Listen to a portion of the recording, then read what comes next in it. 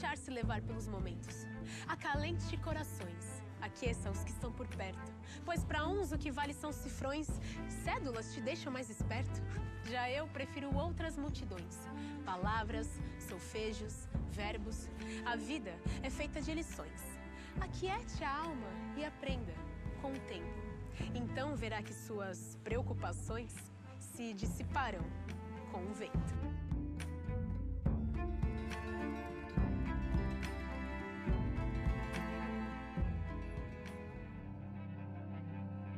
Eu tenho muito carinho pela minha professora da quinta série, assim, essa mulher, ela não sabe a transformação que ela fez em ter falado pra mim, continua. Ele colocou um recado fofo no meu caderno, assim, que eu guardo até hoje, e aquilo pra mim fez muita diferença.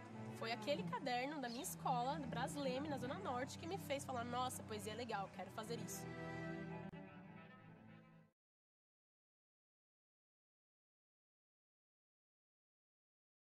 É daquela matéria que, se você me perguntar daqui a 10 anos, eu vou falar, poxa, eu tive uma professora que me ensinou assim, assim, assim. E essas são as coisas que marcam. Primeiramente, é o professor que te marca, não a matéria. Eu tive o meu primeiro professor negro já quando eu estava no 7º ano, e aquilo foi muito marcante para mim. Foi um professor de história e ele era muito apaixonado pela história, ele era muito apaixonado pela turma, ele era muito exigente. Quando eu vi aquele professor negro entrando na sala, eu falei, meu Deus, é possível, sabe? A gente se vê representado, a gente sonha, a gente sabe que a gente pode chegar a algum lugar. Aos 14 anos, eu tive que me mudar para a casa de uma tia e foram meses difíceis de transição. E aí eu decidi me dedicar a esse sonho de criança que começou por conta da minha mãe. E eu resolvi que eu ia me tornar uma cientista. Nessa mesma época, eu conheci um cara que transformou a minha vida. O nome dele é Fábio Bruschi e ele foi meu professor de biologia. Quando eu estava no 8º ano, na época era a 7ª série, eu tive muito problema em matemática. Eu tive uma professora particular que foi incrível, né, amiga da minha mãe, e ela mudou minha vida. Ela me mostrou como matemática podia ser legal, podia ser divertida, era fácil, e hoje eu dou aula de matemática e física. Ele, além de diretor, ele também é o nosso amigo, nosso parceiro.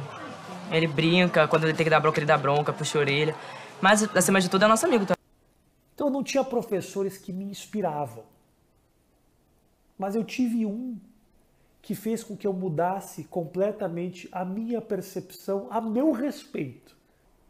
Professor Ricardo, da 4ª série. Eu devo muito a esse cara. Ele me abriu minha cabeça, esse cara.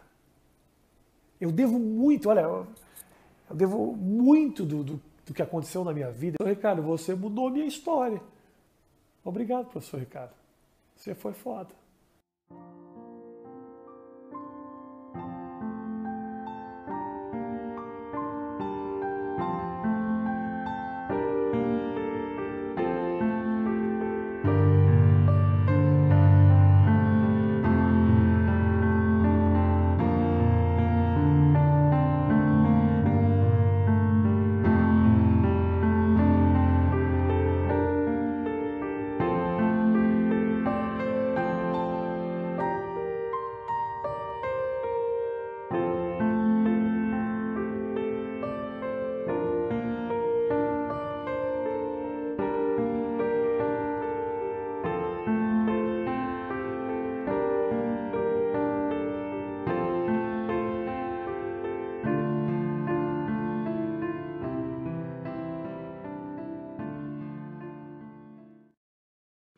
Olá, você já parou para se perguntar, mas afinal, do que nós somos feitos? Um jeito, talvez, mais pragmático de responder essa pergunta seria dizer que somos feitos de narrativas. Das narrativas que nós escrevemos, contamos, desenhamos, vivemos, nos atos que realizamos dia a dia, nas narrativas que os outros fazem, escrevem, falam, contam de nós. Somos um conjunto de narrativas e narramos a nós mesmos dia após dia, em nossas experiências profissionais, pessoais, familiares. Somos feitos de narrativa. O filósofo francês Ricoeur, a quem eu cito agora, faz a seguinte pergunta: como falar de uma vida humana, como de uma história em estado nascente, se não há experiência que não seja mediada por sistemas simbólicos, entre eles os relatos? Se não temos nenhuma possibilidade de acesso aos dramas temporais da existência fora das histórias contadas a esse respeito, por outros ou por nós mesmos? Pensando a partir de Ricoeur, a partir dessa indagação que o filósofo nos faz, como é que nós podemos pensar em relatar a nossa experiência de um dia dos professores tão anormal, tão fora de nossas rotinas? Não que um dia seja normal igual ao outro. Afinal, o que é normal? O que é que estabelece a normalidade, o esperado? Se somos feitos de narrativas, e essas narrativas, elas são dramas temporais da existência que só podem ser acessados nas histórias contadas a esse respeito por nós mesmos ou pelos outros, então, que histórias contaremos sobre nossa experiência docente em tempos de pandemia? O que é ser docente? Tenho feito isso há mais de 30 anos, trabalhado com docência. E para mim, ser docente é um ato de resistência. Uma colega publicou um artigo, e nesse artigo, sobre perspectiva dialógica bakhtiniana, ela diz assim: ser docente é conviver constantemente com os outros ou com o outro. Cada ato do professor é concreto, singular, e se constitui no processo dialógico com outros atos singulares. Cada aula constitui um evento, e o ato de cada sujeito, seja ele aluno ou professor, ocorre responsiva e responsavelmente em diálogo com o ato do outro.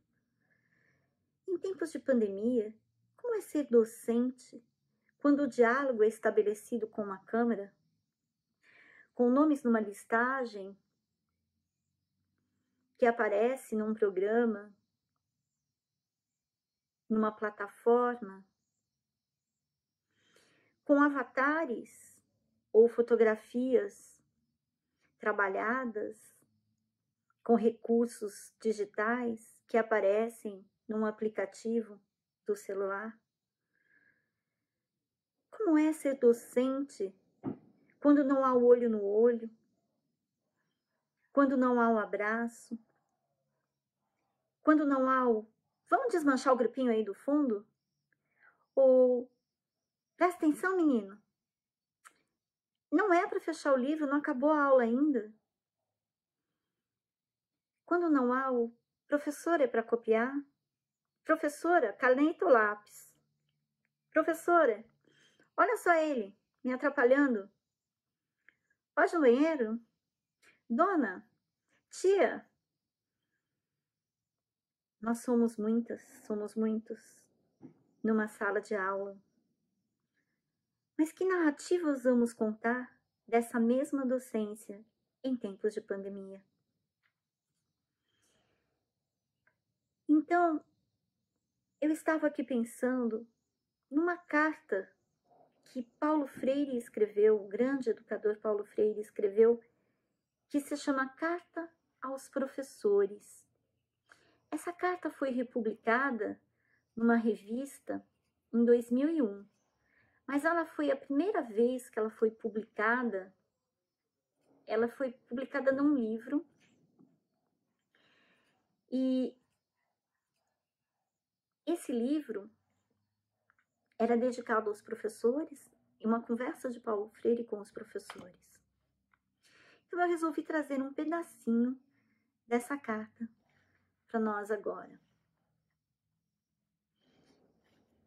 Nesse pedaço que eu vou ler, Paulo Freire diz assim: o fato, porém, de que ensinar ensina o ensinante a ensinar, um certo conteúdo não deve significar de modo algum que o ensinante se aventure a ensinar sem competência para fazer.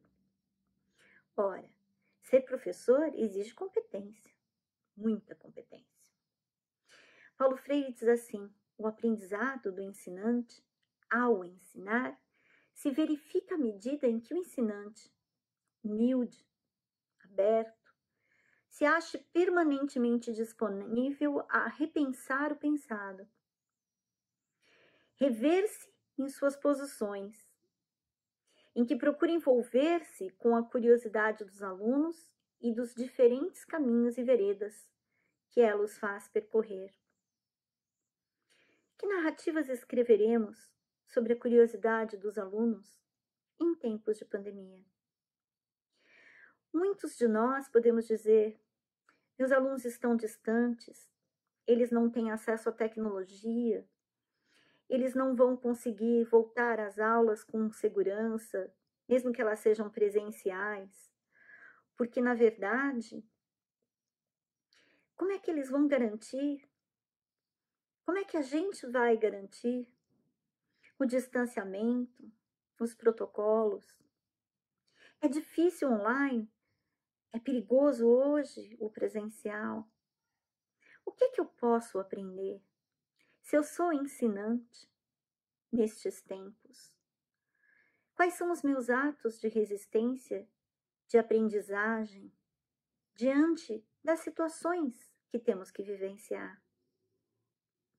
Ninguém queria o isolamento, ninguém queria o vírus, ninguém queria o Covid, a morte, a contaminação, a perda, o medo.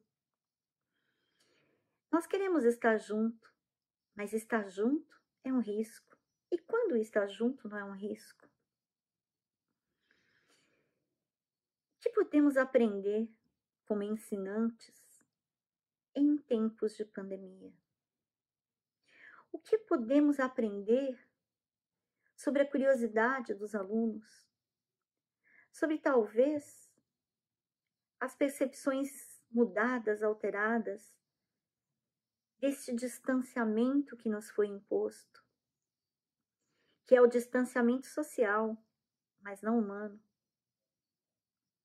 As dificuldades que aconteciam nas salas de aula, as limitações e também as coisas boas, os processos que deram certo, as construções colaborativas da escola que funcionam, elas não mudam tanto assim.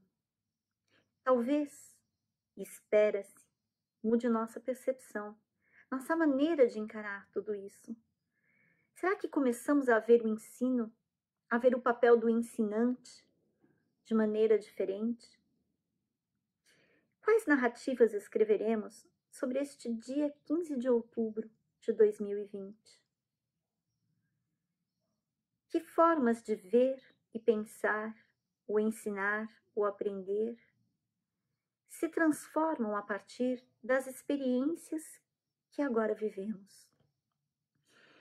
Paulo Freire continua nesta carta, em que ele chama a atenção para que o docente, a docente, o ensinante, busque rever-se e ver-se de forma crítica. Ele diz assim: é preciso a técnica, é preciso o conhecimento. Não é que eu vou aprender tudo na hora de ensinar. Eu preciso formação. Ele diz que o ensinar não nos autoriza a fazer algo que a gente não sabe. Ensinar o que a gente não sabe. A responsabilidade ética, política e profissional do ensinante, e agora estou aqui citando Paulo Freire, e coloca o dever de se preparar, de se capacitar, de se formar antes mesmo de iniciar sua atividade docente. Ora, quanto a gente já não estudou, a gente estuda, se prepara para preparar uma lição, uma aula, uma tarefa, um teste. Quantas vezes a gente gasta horas preparando aquela aula que a gente acha que ficou tão boa e os alunos parecem não sentir o impacto. E de repente aquela conversa em aula, que parte de um saber ou de uma pergunta, de uma curiosidade, cria um momento de aprendizagem tão profundo e tão impactante no estudante e no ensinante. Esta atividade exige que sua preparação, sua capacitação, sua formação, continua Paulo Freire na carta, se tornem processos permanentes. Sua experiência docente, se bem percebida e bem vivida, vai deixando claro que ela requer uma formação permanente do ensinante. Formação que se funda na análise de sua prática.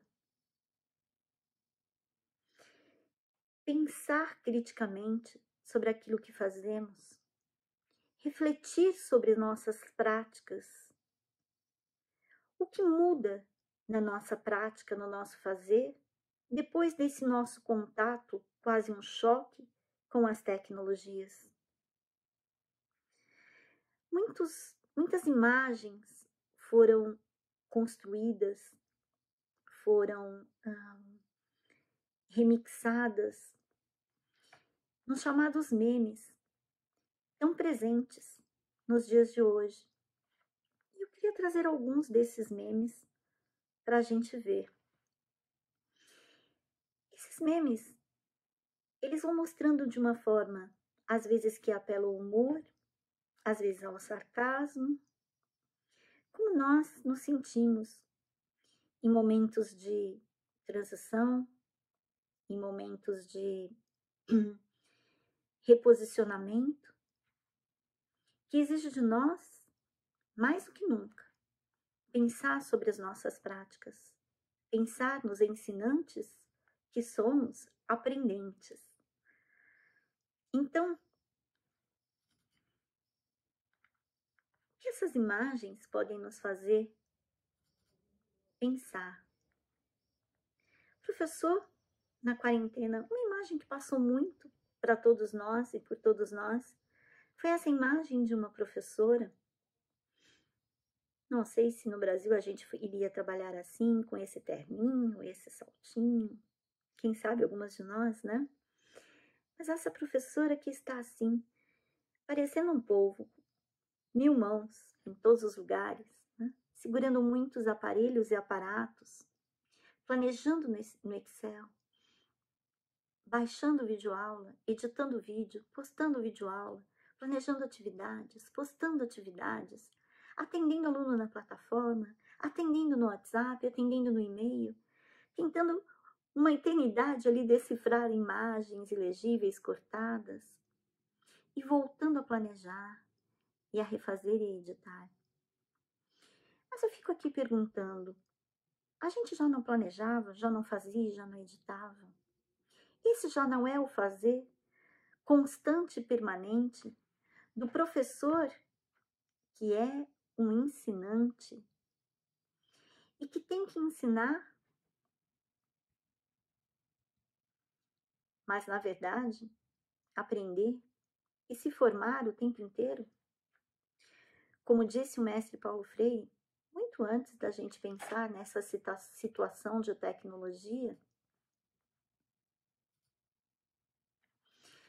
o professor está sempre aprendendo, precisa sempre aprender, continuar buscando a sua aprendizagem, não é? Então, este não seria um momento único, exclusivo, que vivenciamos agora, mas algo que já temos vivido durante tanto tempo. Essa carta aos professores foi escrita pelo mestre Freire e publicado naquele livro, né, na década de 90. Já há muito tempo, muito antes, né, de vivenciarmos essas nossas experiências atuais. O livro era intitulado Professora Sim, Tia Não, Cartas a Quem Ousa Ensinar. Foi publicado pela editora Olho d'Água. Essa que eu estou citando seria a 10ª edição, e esse livro foi escrito no ano de 1993, pouco antes da experiência de condução de Paulo Freire na Secretaria de Educação de São Paulo.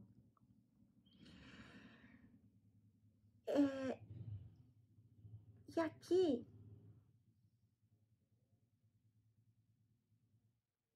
Freire fala uma coisa muito interessante. Se estudar para nós não fosse quase sempre um fardo, se ler não fosse uma obrigação amarga a cumprir, se pelo contrário, estudar e ler fossem fontes de alegria e de prazer, de que resulta também o indispensável conhecimento com que nos movemos melhor no mundo, teríamos índices melhor reveladores da qualidade de nossa educação. Nós, como professores, o quanto gostamos de ler, o quanto gostamos de estudar. Talvez estes tempos pandêmicos tenham servido, ao menos, para despertar em nós essa nossa sensibilidade com o outro, essa necessidade do diálogo com o outro e, de novo, a nossa vontade de aprender permanentemente.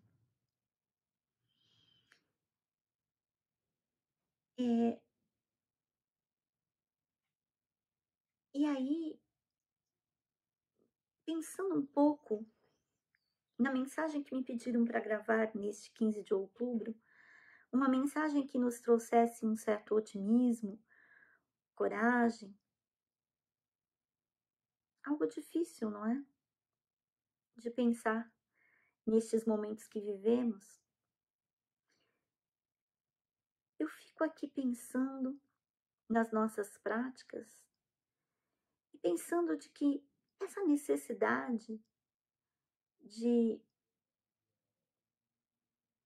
alavancar a nossa capacidade de renovar, de transformar, e também a nossa capacidade de olhar o outro, de dialogar com o outro, e como professores, buscarmos sempre esse exercício da resistência, a resistência de pensar que é possível transformar horizontes, que é possível pensar maneiras outras de fazer e de aprender. Assim, se somos feitos de narrativas, vamos a partir de agora assumir, tomar conta, tomar posse de nossas narrativas, buscando esse aprendizado constante na posição do humilde ensinante, que se aperfeiçoa constantemente para aprender a ouvir melhor. Pensando a aula sempre como um evento, um ato de acontecimento em que o exercício da empatia, do diálogo, do ouvir o outro é tão importante. Em que cada palavra, ou mesmo o silêncio, vai sempre significar tanto para todos nós. Porque o aluno é mais que um nome, é um sujeito que atua, contesta, expressa, mas também que nos provoca a pensar a nossa docência como um ato de esperança, um ato de resistência. Felizes dias a todos e todas, ensinantes, aprendentes. Abraço.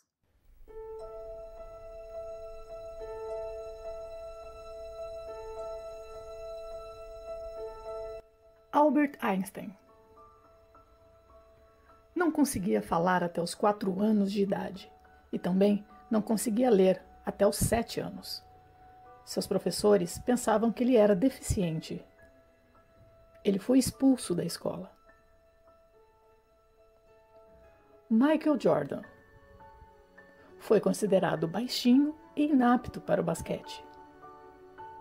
Seu professor o excluiu da equipe de sua escola. Thomas Edison foi expulso da escola porque seus professores o consideravam estúpido demais para aprender alguma coisa. Steven Spielberg foi rejeitado da Escola de Artes e Cinema por não ser considerado um bom aluno. Mas Oprah Winfrey sofria surras desde a primeira infância, estuprada frequentemente por tios e primos desde os 9 anos de idade. Os professores da Nicolet High School viram seu potencial e Oprah ganhou uma bolsa de estudos. Em meio à depressão e sofrimento, foi na escola que ela encontrou foco para superar os seus problemas. Diego Frazão era apenas mais um menino morador de favela, sem perspectiva de vida. A convivência com o crime fazia parte de sua rotina. Até que Evandro João Silva, do Afro Reggae, levou ele e muitos de sua comunidade a aprender música clássica. Diego se tornou o primeiro violinista da orquestra. Fazer música se tornou agora parte da sua rotina. Daniel Dias nasceu com uma formação congênita. Queria tocar bateria e seu professor de música disse sim. Queria nadar e seu professor de natação também disse sim. Diego Mafuz Faria Lima transformou uma escola que era noticiada nos jornais locais e televisivos como a mais violenta, com as maiores taxas de evasão, indicado ao Global Teacher Prize, o Nobel da Educação. Sua escola deixou os noticiários policiais para se tornar exemplo em educação. Fiona Mutesi. Sem lar, sem escola, sem perspectiva. Moradora de Katuê, maior favela de Kampala, Uganda. Teve em seu caminho o professor Robert Katendi. Fiona se tornou a melhor enxadrista de Uganda. Sua história é contada no filme Rainha de Katuê. Somos professores. Não ensinamos apenas geografia.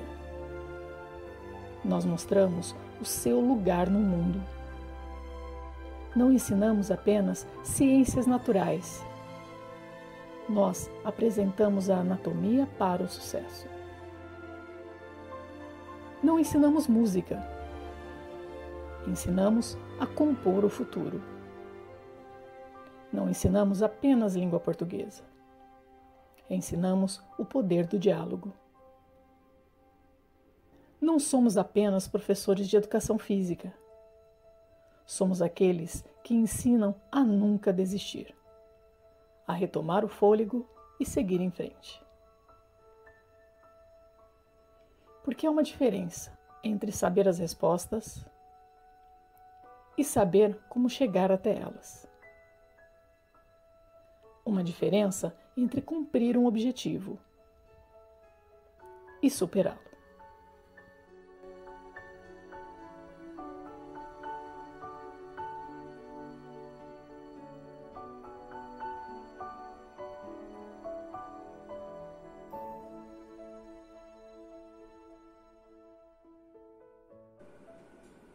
Saber viver. Não sei vida é curta ou longa demais para nós. Mas sei que nada do que vivemos tem sentido se não tocarmos o coração das pessoas. Muitas vezes basta ser o colo que acolhe, o braço que envolve, a palavra que conforta, o silêncio que respeita, a alegria que contagia, o olhar que acaricia, a lágrima que corre, o desejo que sacia, o amor que promove. Isso não é coisa de outro mundo? É o que dá sentido à vida. É o que faz com que ela não seja nem curta, nem longa demais, mas que seja intensa, verdadeira, pura enquanto ela dura. Cora Coralina. Feliz Dia para os professores. Em nome de todos os alunos, eu agradeço por ser nossa inspiração. Uma homenagem da Escola Estadual do Programa de Ensino Integral Professora Cecília Pereira, para todos os professores.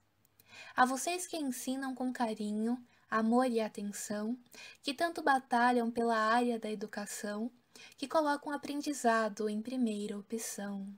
Presente na vida dos alunos desde o princípio até a formação. Formadores e cidadãos conscientes, mudando vidas desde sempre. Vocês, professores, são essenciais para a nossa educação. E não só isso, para o mundo todo em questão. Não possuem o reconhecimento que merecem, muito menos por tudo que enfrentam para ensinar. Mas saibam que os seus esforços mudam vidas. Eu sou um exemplo a falar. Na pandemia não foi diferente.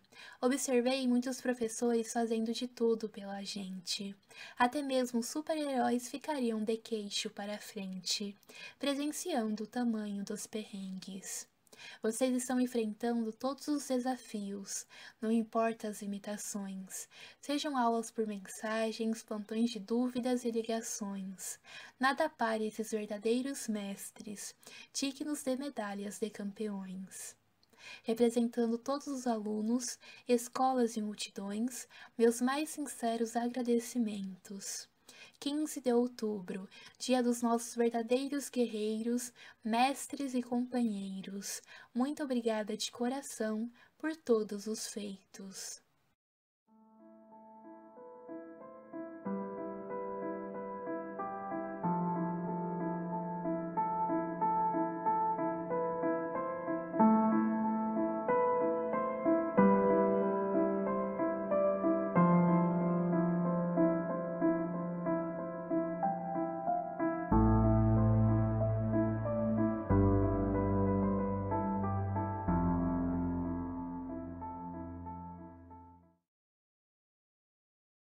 Quero colocar uma frase só do professor Severino, que eu acho que ilustra muito bem o tema que nós estamos trazendo hoje. Por favor, eu gostaria que vocês acompanhassem conosco.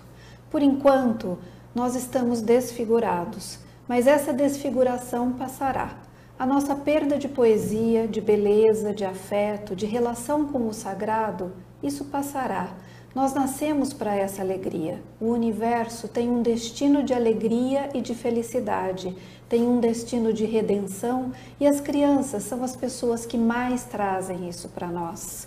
Elas possibilitam esse renascimento todos os dias e muitas vezes nas salas de aula, apesar de todas as dificuldades deste momento histórico. É uma conversa, vocês sabem que conversa tem verso dentro, conversa é dar umas voltas, conversarmos um pouco, irmos e virmos. Então agradeço muito essa possibilidade de encontro, de diálogo.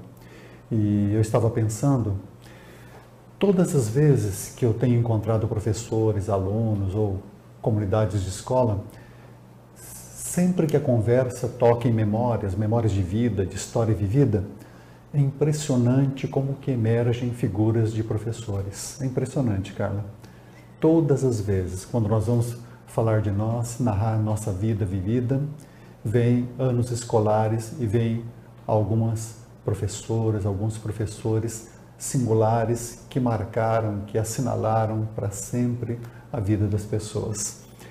E eu gostaria de lembrar com vocês que ensinar vem de ensignar, trazer signos, trazer sinais. E nós trazemos muitos sinais na vida de muitas pessoas. Vamos conversar um pouco disso. E eu gostaria também de recordar com vocês que nós somos feitos de muitas substâncias. Nós somos feitos de histórias, nós somos feitos de palavras, nós somos feitos de interações, nós somos feitos também dessas relações de descobrimento do mundo que se passam dentro da sala de aula e a partir da sala de aula. No que nos constitui, essa é uma questão decisiva do nosso momento. Inclusive é um momento histórico em que o professor, a docência, passa por desfigurações muito grandes.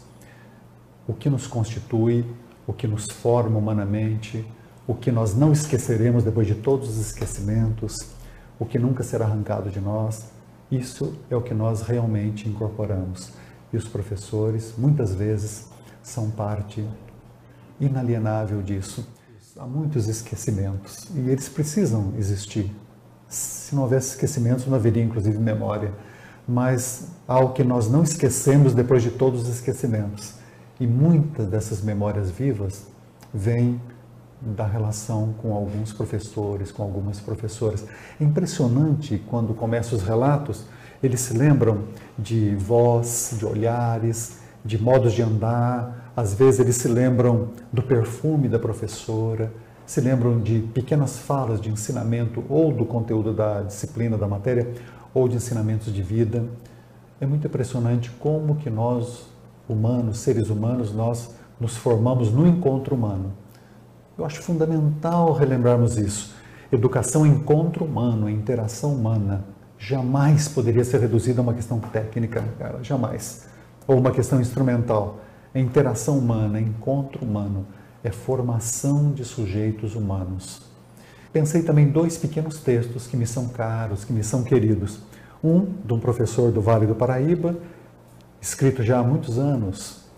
Ele dava aula numa faculdade de psicologia e tem um texto que fala sobre isso, sobre essa importância do educar, que é inalienável, como você disse, Carla, agora no começo, consciente ou inconscientemente, com maior ou menor intenção, existe uma relação que educa, que forma. Eu acho fundamental ressaltarmos isso. Cada aluno está criando suas imagens de vida, as suas imagens do mundo, as suas imagens de si mesmo. E momentos muito fecundos dessa criação vêm dos diálogos com alguns professores. E nessa diversidade humana das escolas, essa riqueza de muitos modos de falar, muitos modos de conversar com o aluno, muitas vozes diferentes, muitos andares, muitas maneiras de expor, inclusive de fazer as lousas. Essa diversidade nos enriquece muito, porque possibilita inumeráveis diferentes encontros. Eu pensei em 2 pequenos textos. Esse professor, há quase 40 anos dizendo isso, e depois uma experiência clássica lá em Harvard, na psicologia de Harvard, que mostra também como nós nos constituímos a partir das memórias escolares. Vamos ler. Vamos ver um pedacinho? Vamos. Eu gostaria de ouvir na voz da Carla. A lei do destino, que todos se aprendam. Quando entra na sala de aula, o professor pode estar apenas interessado em ensinar, transmitir conhecimentos e informações, esclarecer sobre assuntos de sua matéria. Mas existe um outro ensinamento que ele comunica, quer queira ou não, a lição de si mesmo como pessoa. Isso significa que quando vai dar aula, mais do que a notícia da sua matéria, ele está inevitavelmente se anunciando aos seus alunos, quer deseje ou não, pelo seu modo de ser, de falar, de agir, embutidos na entonação de voz, na maneira de gesticular, no modo como trata os alunos, na forma de encarar suas obrigações profissionais, nos comentários que faz sobre o mundo e as pessoas, nas opiniões sobre valores como felicidade, amor, religião, entre outros. E é justamente aí que, de maneira mais profunda, se torna educador. Gosto muito desse texto, ele sempre me faz relembrar que Educação tem duas grandes matrizes, como vocês se lembram todos. De um lado, educação é conduzir pela vida, pela história, pela sociedade, é iniciar aquele ser humano na sua vida histórica, social, na cultura do seu tempo. E existe um outro sentido primordial, que é extrair, despertar, desenvolver de dentro para fora. Esses dois sentidos, o conduzir pela vida, pela história, pela cultura, e o extrair, desenvolver, despertar, eles estão presentes na fala desse professor Franz Victor. O efeito Pigmalião, não sei se todos se recordam, isso se transformou numa experiência clássica, num clássico em psicologia da educação, em filosofia da educação, como o modo do professor olhar o aluno, como esse modo assinala, signa o aluno, o que ele aprende, o que ele pensa, o que ele estuda, como que o professor pode ser assim um elemento de vivificação da relação do aluno com o conhecimento, com as matérias, com a escola. Essa experiência é um clássico e sempre recomeçado, sempre precisaríamos nos relembrar dele. Eu vou pedir de novo a gentileza de nós ouvirmos a voz da Carla. O psicólogo Rosenthal, da Universidade de Harvard, realizou uma experiência com 650 alunos do primário da Oak School. Ele induziu uma predição no espírito dos professores, que ignoravam, portanto, o fato. Ele explica que vai submeter os alunos a um teste de inteligência, dizendo às professoras que esse teste permitirá não apenas determinar os coeficientes de inteligência dos alunos, mas também identificar entre eles os 20% que fariam progressos intelectuais rápidos e acima da média ao longo do ano escolar. Ora, na verdade, Rosenthal escolhe nomes ao acaso na lista dos alunos. Uma vez efetuado o teste, mas antes que as professoras encontrem seus alunos pela primeira vez, são dados a elas os nomes, daqueles os quais se pode, supostamente com base no êxito do seu teste, esperar com certeza resultados excepcionalmente bons. A diferença entre essas crianças e as outras só existe, portanto, em realidade, no espírito das professoras. Submetem-se novamente todos os alunos ao mesmo teste de inteligência ao final do ano escolar e constatam-se, então, progressos realmente excepcionais, com resultados que efetivamente ultrapassam a média. Isso é fantástico, né, professor? Isso mostra o olhar, então, desse professor, que combustível que ele é para esse caminhar desses alunos que supostamente teriam sido, né, escolhidos, né? Esse modo é quase tudo, porque é a maneira como você escuta esse aluno, a maneira como você anima, como você inspira o fazer desse aluno, o estudar, o resolver problemas, a maneira como você olha para ele e ele sente que ele é capaz de crescer, de florescer, de aprender. É muito impressionante isso. Essas crianças acreditam em um futuro melhor. E isso não era segredo. Quando eu crescer, eu queria que todo mundo nunca ficasse triste. Gostaria que os adultos, as crianças também, não sentassem no lugar dos mais velhos nos ônibus. Podem poluir menos o ar. Menos carro, menos moto. Porque isso faz mal pro meu ambiente. Mas havia uma coisa que todas elas queriam ser. E isso sim era um segredo. Pelo menos para quem mais deveria saber.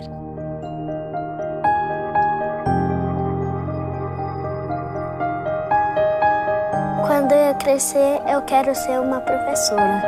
Desde pequenininha, eu gosto muito de fazer o que as professoras me ensinavam, de ensinar outras pessoas. Quando eu crescer, eu quero ser professora de matemática. A minha professora que eu estou ensinando, a Adelaide, ela me inspirou em ser professora de matemática. A Sara me ensinou a ler. Antes da Sara eu não sabia ler.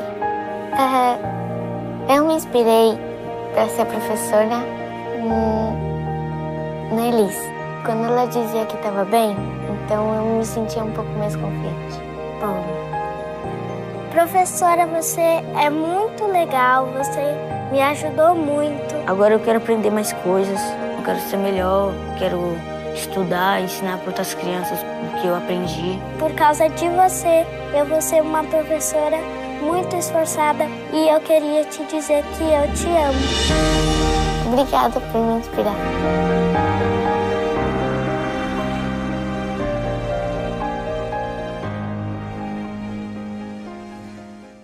Eu deixo aqui hoje a minha mensagem de esperança, quando eu olho para cada criança, e deixo também a minha mensagem de gratidão e de reconhecimento a cada professor desse país. Diz assim: um guerreiro sem espada, sem faca, foice ou facão, armado só de amor, segurando um giz na mão. O livro é seu escudo que lhe protege de tudo que possa lhe causar dor. Por isso eu tenho dito, tenho fé e acredito na força do professor. O professor que é um arquiteto de sonhos, engenheiro do futuro, um motorista da vida dirigindo no escuro, um plantador de esperança plantando em cada criança um adulto sonhador. Esse cordel foi escrito porque ainda acredito na força do professor. O professor planta o bem na mente de uma criança como um bravo agricultor que peleja e nunca cansa, regando cada semente, sabendo que lá na frente nascerá um pé de amor, brotando para o infinito. Tenho fé e acredito na força do professor. Nesse mundo tão cruel, somente a educação mata a fome da miséria, combate a corrupção. É possível até que mude o sistema de saúde desse povo sofredor. Eu insisto e eu repito, tenho fé e acredito na força do professor. Tanta solidariedade, doando o seu saber, tirando da própria mente para outra mente crescer, salvando e guiando vidas por estradas tão compridas, com mais espinho que flor. Em poesia eu recito, tenho fé e acredito na força do professor. Porém, não sinta vergonha, não se sinta derrotado. Se o nosso país vai mal, você não é o culpado. Nas potências mundiais são sempre heróis nacionais. E por aqui, sem valor. Mesmo triste e muito aflito, tenho fé e acredito na força do professor. Se um dia, meu povo, se um dia os governantes prestassem mais atenção nos verdadeiros heróis que constroem essa nação. Se fizessem justiça sem corpo mole ou preguiça, lhe dando real valor. Eu daria um grande grito, tenho fé e acredito na força do professor. Na força de quem é forte mesmo sendo enfraquecido, por não ser valorizado, por não ser reconhecido, por quem está lá no poder assistindo o padecer sem ouvir nosso clamor. Se fosse diferente, se até um presidente se curvasse a um professor.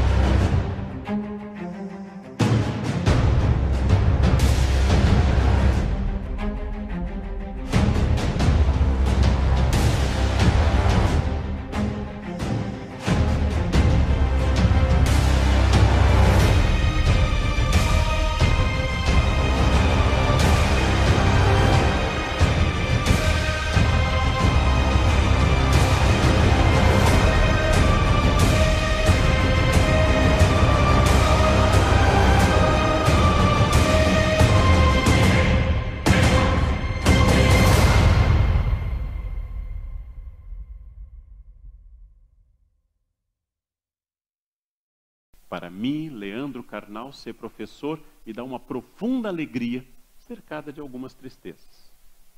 Me dá uma profunda felicidade com alguns contratempos. Me dá um sentido de existência enorme. E quando eu reencontro um ser, e lembrando a frase do meu ex-falecido colega da Unicamp, Rubem Alves, eu entendo que eu plantei carvalho, eu não plantei eucalipto. Ou seja, demora muito para crescer. Demora muito para dar resultado. E a minha resposta é um ato de fé. Como qualquer ato de fé, é uma entrega. Eu sou feliz no que eu faço. Profundamente feliz no que eu faço. Poderia ter sido um bom médico. Poderia ter feito uma carreira original, vamos dizer, um político honesto, algo novo, uma frente nova. Aí isso poderia, provavelmente. Meu pai também foi político, foi advogado. Poderia ter sido um advogado. São boas profissões. Poderia ter vendido Avon. Também são boas profissões.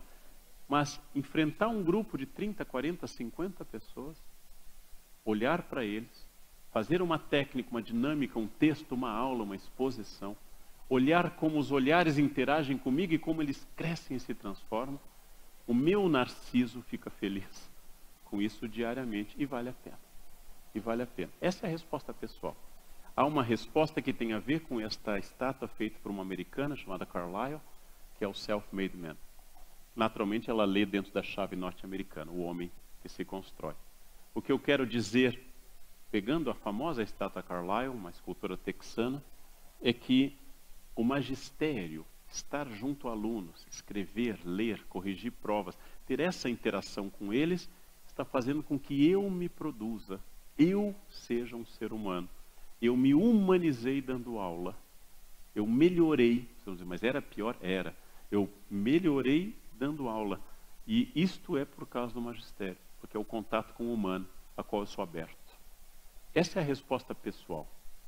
A resposta social e política é que não há país que cresça se não houver bons professores.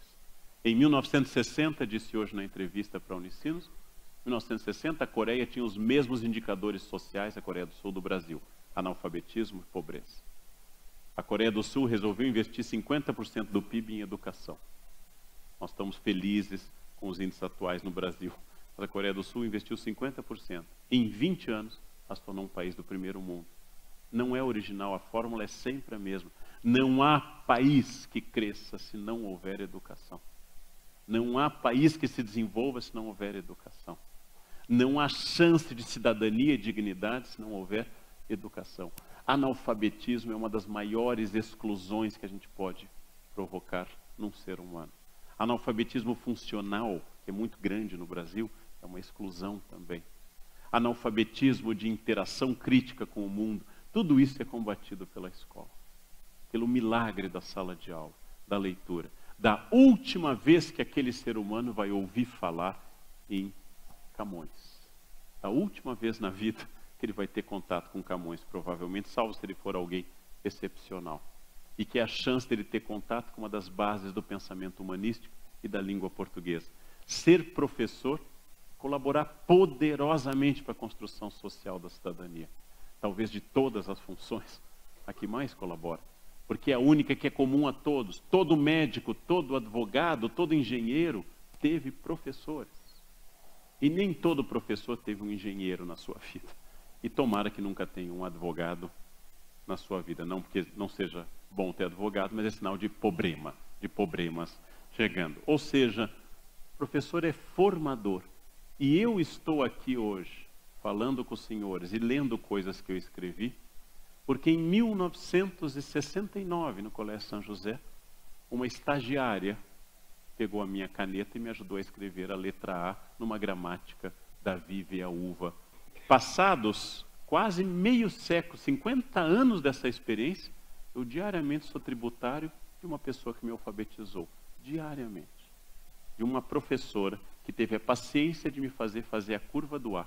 E na época, vovô tinha acento e vovó tinha grampinho e vovô tinha chapéu. Assim se fazia isso.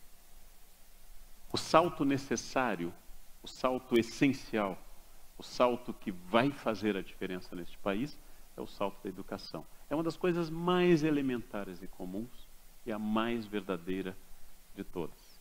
Educar alguém numa aula E como eu disse agora, professores de uma escola na favela do Paraisópolis, onde eu fui pelo projeto chamado Parceiros da Educação. Reuni todos os professores, fiquei com eles uma agradabilíssima manhã. O Estado não quer que vocês eduquem, porque o Estado paga mal e coloca numa escola ruim, sem água e pichada. Eu sugeri a eles, vinguem-se, eduquem. É a maior vingança contra o Estado. Né? Tornar aquele indivíduo um eleitor consciente. É uma vingança poderosa, gente. Uma vingança enorme, porque o Estado não quer educar. Como dizia Darcy Ribeiro, o caos da educação tem que ser pensado, né? Porque nenhum caos é tão forte se não for arquitetado de alguma forma. O nosso país está em manutenção permanente, porque ainda não descobrimos este valor fundamental. O salto necessário é a educação. E eu sou professor por uma escolha pessoal que deu certo, podia não ter dado. E eu sou professor porque eu me sinto politicamente útil, engajado, efetivo, benquisto um determinado grupo e consigo disso prazer pessoal, sustento, e consigo várias coisas dando aula. E diariamente, e recebendo muitos comentários positivos e também alguns negativos. Em alguns negativos são verdadeiros. Alguns comentários negativos são críticas válidas. Aliás, como eu recebi terça-feira numa palestra em São Paulo, uma pessoa me fez uma crítica, eu fiquei com raiva, depois no carro pensei, ela tem razão. Ela tem razão, foi um erro. Quer dizer, isto me torna melhor, isto me faz transformar. E era isso que eu queria, gente, talvez, tanto de um ponto de vista pessoal como num sentido mais amplo, fazer uma palestra não técnica para colegas professores, no ambiente que me formou, no ambiente que me deu grande parte do conhecimento que eu tenho hoje, que é o Unicinos, e dizer a vocês exatamente essa pergunta que todos têm a resposta. Para qualquer coisa que vocês tenham na vida, basta fechar os olhos e pensar, é o que eu quero? Vocês têm essa resposta. Só que às vezes a gente foge da resposta. Todo mundo deve dar aula? Não. Dar aula é como tocar oboé, não é para todo mundo. Dar aula é como ser um clarinetista, é uma vocação muito específica. E, aliás, cada vez mais difícil. Era mais fácil eu dar aula há 50 anos. Eu só lamento na minha carreira que eu era aluno quando os professores tinham toda a razão. E agora eu sou professor, quando os alunos têm toda... Eu nunca peguei um momento bom disso. Eu sempre estou no momento ruim. Porque os professores, há 45 anos, tinham toda a razão. E ninguém podia contestá-los. E hoje os alunos têm toda a razão. Quer dizer, hoje é melhor ser aluno do que professor. Mas é nesse desafio que a vocação é um pouquinho mais específica. Vocação tem uma origem etimológica religiosa, vocare, chamar, mas eu quero dar um sentido do chamado de cada um. É para todo mundo que estar aqui dar aula? Pode ser que sim, pode ser também que não. As funções são muito diversificadas e há funções muito úteis no mundo, mas encontrar o que se gosta e levar até o fim, e levar com intensidade, levar com prazer, isso torna a vida valer a pena. Eu li um livro de uma enfermeira suíça chamado Antes de Partir. Ela entrevista pessoas em doenças terminais no hospital especializado nisso. Entrevistou 100 pessoas, todas dizendo a mesma coisa. O que você faria diferente? Todas se arrependem de não ter valorizado mais a família e os amigos e não ter optado por uma carreira que os apaixonasse. Optaram, todos ao morrer dizem a mesma coisa. O livro se chama Antes de Partir. Então, ter optado por uma carreira que me apaixona na maior parte do tempo, que dá resultado na maior parte do tempo, é um privilégio. Então, eu diria, a resposta final, que por que continuo sendo professor? Porque para mim, Leandro, em 2015, desde que eu nasci, é a coisa mais extraordinária que me aconteceu. Ser professor e tocar nessa emoção diária de estar com pessoas e ser desafiado, e ser irritado às vezes, e voltar e pensar de novo. Por isso que as profissões de paixão são profissões que transformam e cansam fisicamente. Quem não está cansado ao final de um dia de aula é um ser estranho. Tem que estar cansado fisicamente. Às vezes eu saía da sala suado, a camisa grudando, e com giz até no DNA, o giz ia grudando nas coisas, né? Eu fui para um médico uma vez e disse, o senhor tem micose? Eu disse, não, doutor, é giz. Ele dizia que eu tinha micose, eu não conseguia tirar. Ou seja, ter escolhido isso, reforçar isso diariamente, voltar ao ambiente que me formou a Unicinos, onde eu tive tão boas experiências, e de novo comentar com colegas essa mesma coisa, me dá uma profunda alegria. Minha vida é boa porque eu escolhi fazer o que eu gosto. E o que eu gosto é dar aula. Eu gostaria de morrer dando aula.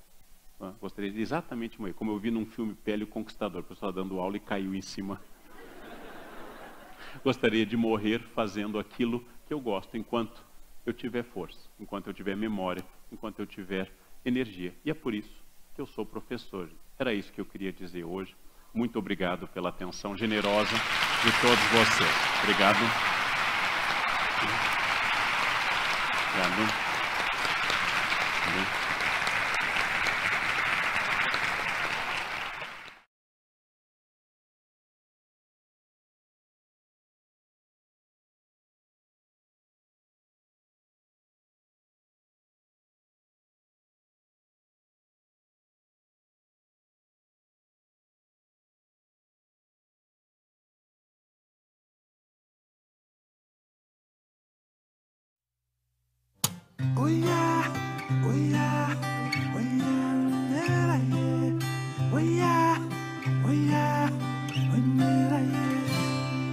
Professor, minha bússola guia, orienta a razão, meu caderno de caligrafia, caminhando vou, recolhendo as pedras, dá-me rumo, mentor, abra as portas, minha chave mestra,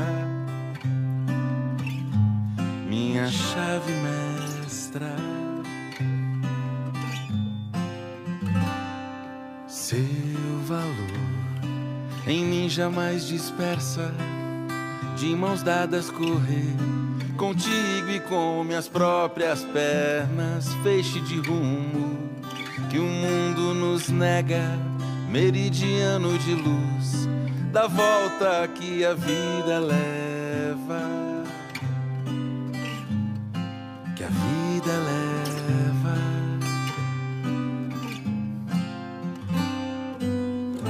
Na ventania o farol, na sala, na tela, na rede, na vida, alcança quem busca feito sol. Ilumina, ilumina, presente professor. Hoje é dia de quem todo ano ora e sempre é o luzeiro de quem voa. A janela, o retrato, o avião que vai partir.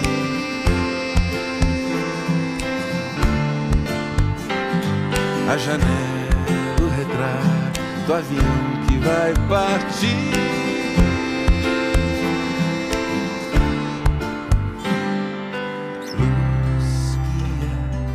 No universo aprendi contigo, a vida é feito um livro aberto, solução pro cotidiano que anseia, nossa missão, educação, clareia, clareia.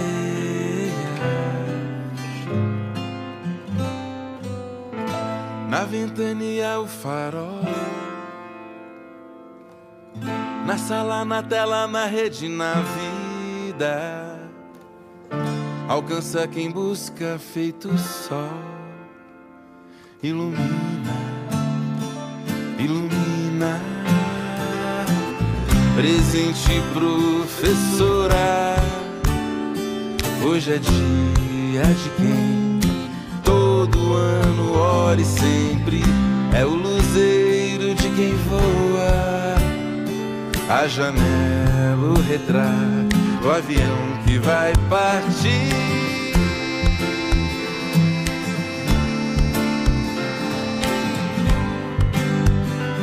A janela, o retrato, o avião que vai partir.